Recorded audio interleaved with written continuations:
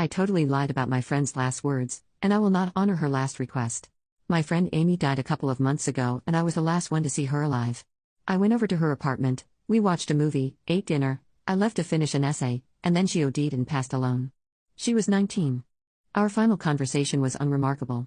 I said it was good to see her, thanked her for the food, we made plans for the sports we were going to play together the following week. I told her I would send her a bread recipe we had talked about. She said she was excited to bake it to bring to a potluck that was coming up.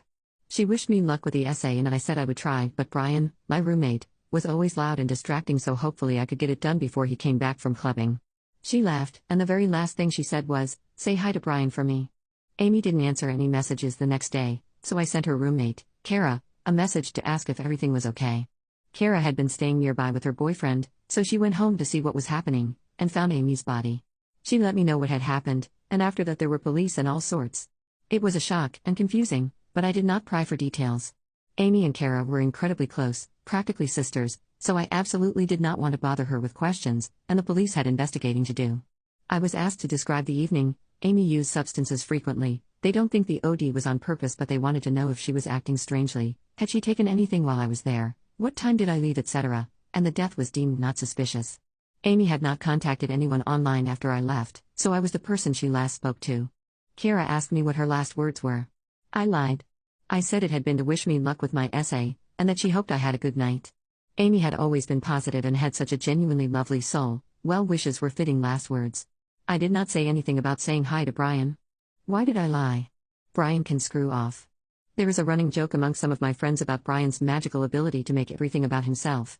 We wanted to do a little Great British Bake Off for fun. Brian buys a sparkly suit and declares himself Paul Hollywood and yells through the whole thing. "You're doing a painting?" Brian can't draw, but until you physically leave he will lecture you about why you're doing it wrong. Never do improv with Brian, it's like improv with Michael Scott. A group of people want to do life drawing, Brian finds a way to be the exposed model. Any birthday features speeches and songs performed by Brian, whether you really know him or not. Someone was going to come out as gay and was planning a little picnic for it. Brian decided to come dressed as a drag queen to take the pressure off. Whatever sport or instrument or language you try to learn, Brian will insist he is better, or would be better if he tried to learn it, which he won't. He physically can't stand to not be the center of attention. I do not like Brian. I cannot wait to not live with him anymore. He thinks of himself as charismatic, and at first he truly seems that way, but over time you realize it's all just volume and narcissism. That said, many people do still like him, life of the party and all, while his older friends grow to despise him and gradually exit the group. I was one of the first people to find out that Amy had passed, and that evening I called my best friend to get it off my chest and because I needed to vent feelings. Brian heard. I should have been more careful, but I wasn't in my right mind. He asked for more details. Why did he need more details? Because he had already started drafting a mass message to send to all of Amy's friends to let them know that she had passed. Amy and Brian met maybe twice. I told him he couldn't send it. This was on the day I found out. The police were only just involved. We didn't even know if her parents knew yet. He went off on a whole explanation of how he could find them on Facebook and could check land records to find their house, and go there in a suit with a bunch of flowers to sit them down and properly inform them. I said the police would tell them, or Kara. As I said, Amy and Kara were close. Kara is from another country, so she spends summers with Amy's family, practically like a second daughter. Why on earth would Brian, a total stranger, be a more fitting messenger? He said he had thought that he should get to be the one to tell them. I remember it well, because get. For non-native English speakers, you get to be player one, you get to have an extra piece of chocolate cake, you get to dress up, you get to have a little treat that you want. You absolutely do not get to tell someone that their daughter has passed away. This anti-Brian rant is getting too long. He held off on telling most people until after Amy's parents put out an official statement, though then gloated about having known about the news beforehand. He seemed to think that he would be able to speak at her funeral, but compromised and spoke instead at an informal gathering of friends that we held to honor her.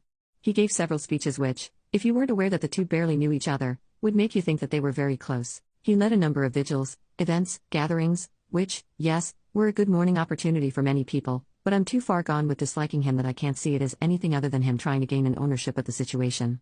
We put together a fundraiser in Amy's name for a mental health organization she had used, and Brian was upset that he was not listed as a contributor. He did not donate. We had a book where anyone could write about their memories with Amy. Kara wrote a half page, Brian wrote 2.5. I do not like to lie. It makes me feel sick to my stomach. A couple of months have passed and the knowledge that I actively lied about Amy's last words is gnawing at me. It's so small and dumb, but I didn't say hi to Brian for her. I said I would. She made her last ever request and I'm denying it. I'm sorry for the paragraphs about what a massive jerk he is, but I hope it demonstrates my point. This is what he is like. This is how he behaved, thinking a mutual friend he'd only met a couple of times had passed away. Imagine what he would have been like if he knew that her last words were about him. I confess, channeling my negative feelings into hating how he has turned this into a main character moment has channeled them away from me, and the obvious fact that I left her alone to pass away. I think my anger at myself for the lying might be part of the overall guilt I feel about it, but that's what therapy is for. Thank you for reading. I have given this a lot of thought and I'm not going to tell anyone what she said, but I needed to get it out.